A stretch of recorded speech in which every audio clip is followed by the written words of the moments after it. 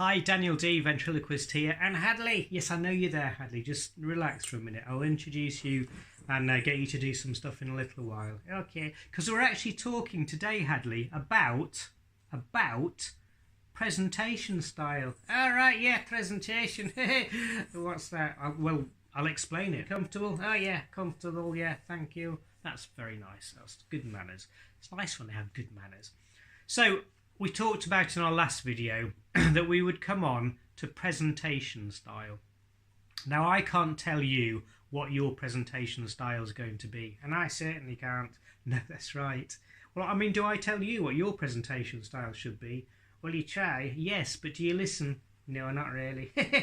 I do what I want. Yeah, all right. Now, presentation. I wrote a book about public speaking. Because public speaking apparently is the world's #1 fear. People are terrified of standing up and talking in front of other people. Now, puppetry is a fantastic way to overcome that fear, I think, because you're hiding behind a puppet. Look. And you can't even see his lips move. But that's not really what I meant, Hadley. What I meant is that people are focusing on the puppet, not solely on you. But one of the key things about presenting to the public, speaking in public, with or without a puppet, is confidence. And you might not feel confident when you first do it. No, I don't. Yeah, all right, Hadley. Just sit still for a minute. Okay. And you might not feel confident when you first start. What are you doing? You said sit still. I'm sitting still. Well, your head's all over the place. I know, I'm looking around the room. Can you just sit still with your head still? That's better. It's a bit boring now. Well, listen to what I'm saying. Sorry. Listen to what I'm saying. And then you can join in later and it will make more sense. That'll be a thirst, won't it? Well, it will. Yes, exactly. Anyway, presentation. One of the things I always recommend to people, and you'll have seen people do this, they'll stand up and they'll say, because they're not very confident and I don't really want to be there, they'll stand up and they'll say, oh, I'm not very good at this. I've never done this before. But the thing is, your audience does not know that you have never done something before. So don't act like you haven't. Act like you've done it 1,000 times, like it's second nature, like you've been practicing for hours, because you have. Act with confidence and you'll become more confident because you will do something and find that you've succeeded. So never apologise for being unrehearsed. Actually, there's only one answer to that, and that's rehearse. Rehearse completely until you're comfortable. Now, I'm not saying you won't get nervous. I still get nervous, and I don't know many performers that don't get a tiny bit nervous. And I've analysed that in the past, and when I wrote my public speaking book, I analysed it in that. And I think, certainly with me, and I believe with other people, you become nervous because you're afraid of doing something wrong. You might be afraid of people laughing at you. And so I get nervous before I go on stage because I'm afraid I'm going to forget a line. And I always tell people, and this counts for this as well, I always tell people to think about the worst possible thing that could happen. And I know it's not as simple as act confident and you'll be confident, but if you act confidently, you're more likely to come across as confidently. If you make apologies for how poor your presentation is going to be, or the fact that you haven't rehearsed enough, or you're not comfortable on stage, that's what people hear. If you walk on stage confident and say, or say to yourself at least, I'm really comfortable here, I'm going to do a great show, people are going to love me, and it's going to go well. That's a great attitude to have. And it is, to some extent, about attitude. As I say, you're not going to be totally without nerves. I still get nervous. Yeah, the worst thing that could happen. Walk on stage. I drop my papers all over the place. I'm doing a talk, not a puppet presentation. Papers all over the place. My trousers fall down. Everybody laughs at me and thinks I'm stupid. But if that's the worst thing that can happen, that'll give them a story to tell for the rest of their lives. It gives me some hints about what I need to do better next time. Tighter belt, folder for the papers. And it also means that I'm not harmed, I'm not injured in any way. Doesn't matter. Move on. Try it again. Do it again.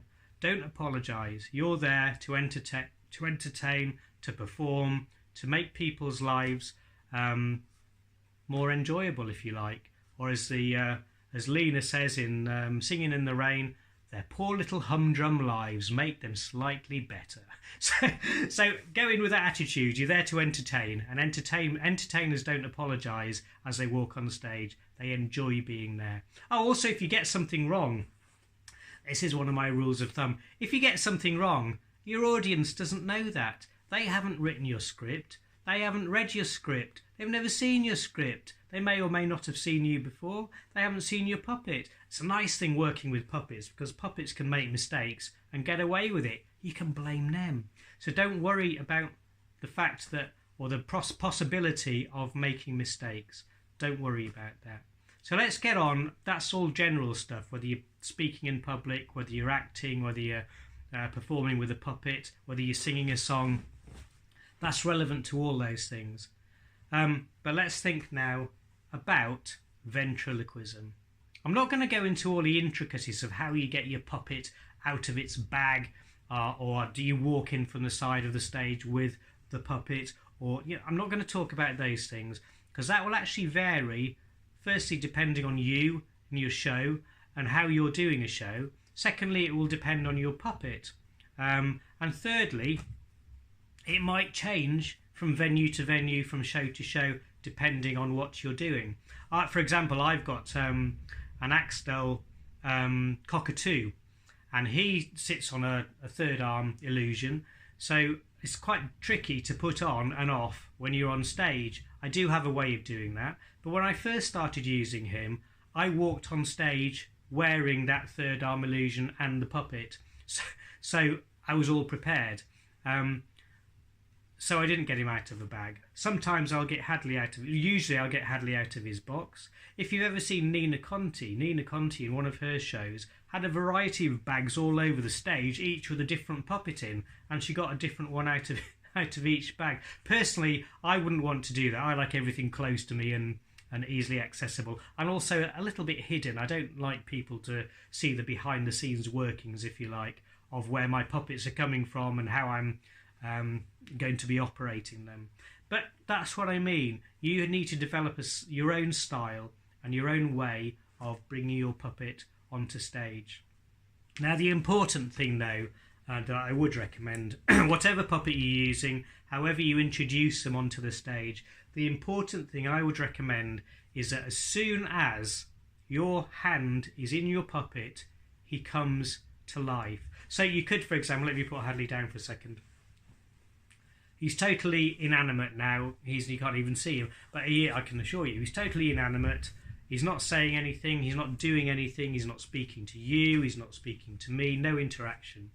As soon as I put my hand up his shirt, he needs to be alive. So what I'm saying is, don't pick up a puppet and then carry on talking to your audience. Hi, well, it's nice to be here today, and I've got a puppet with me, and we're going to do some ventriloquism. Yeah, all right? Oh, say something. Something. So, your puppet is a person. Whether it's a fish, a bird, a little boy. I use a tortoise in my shows. I've got a rabbit, a dog.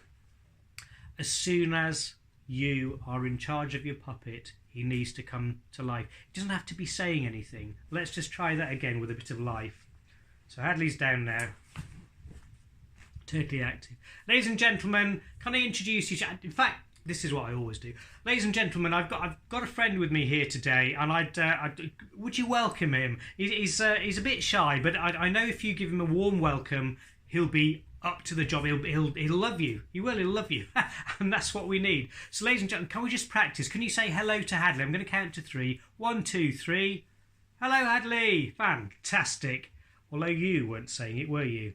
Let's have you by yourself. 1, 2, 3. Hello, Hadley. Yeah? Fantastic. So, ladies and gentlemen, I'm going to bring Hadley out now, and I want you to say, I'll count to 3 again, if that helps, and I want you to say a big hello to Hadley. Here he is. Hadley! Oh, hello, hey! Oh, it's nice to be here, hey! See, Hadley's already moving, And actually, you could have done that without any speech at all. Shall we try again without it? Without it? Can you do without speech? I don't think so. I know. Well, just try it and zip your mouth shut. Right, there you go. Ladies and gentlemen, Hadley! There's movement there. He's alive. He's not just sort of hanging there waiting for oh, that looks horrible. For something to happen. So, make your puppet a living puppet. Everybody knows, this is the funny thing with ventriloquism, everybody knows you've got your hand up his back and you're operating his mouth with your hand, but it doesn't matter. It's an illusion. Do you remember Emu, Rod Hull, the great Rod Hull and Emu?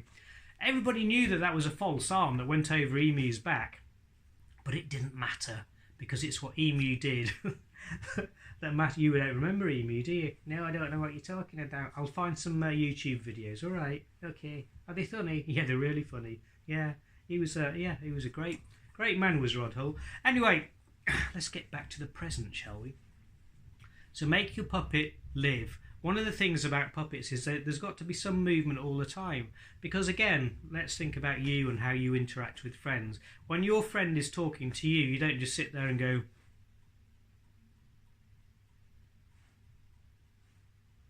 waiting for your turn to speak. No, you interact. You might nod your head. You might interrupt. I never interrupt. You do interrupt. You just did it then.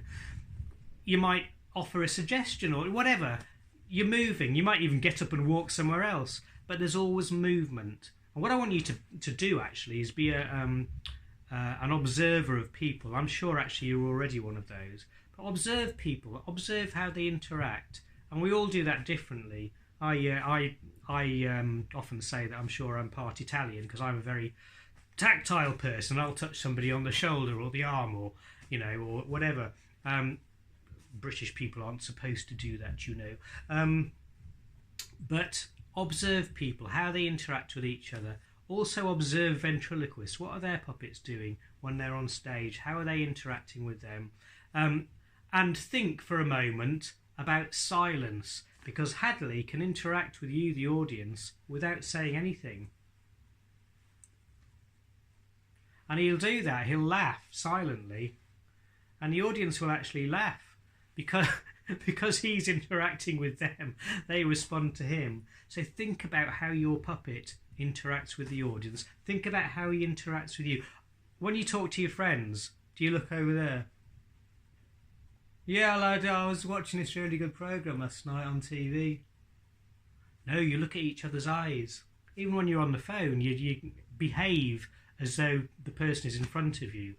You've watched somebody, you do it yourself, I'm sure, but you talk to somebody on the phone still doing the hand signals. They can't see you. No, they can't, but you still do it because that's how we communicate.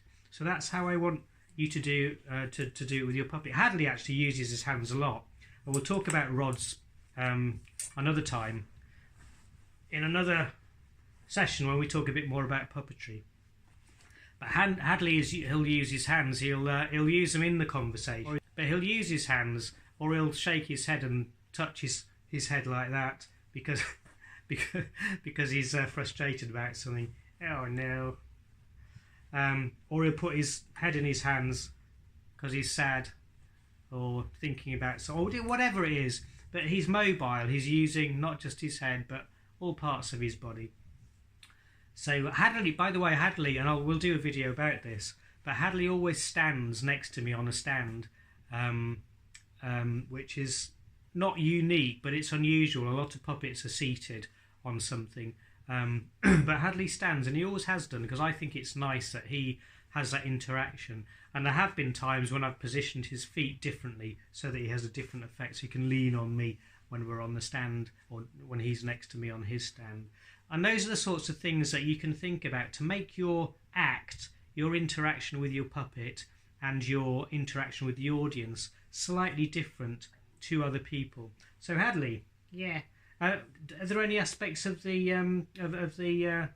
act that we do that you particularly like? Well, you put me on the spot a bit. I know that. I'm sorry about that. But just off the top of your head, off the top of your head, what do you think?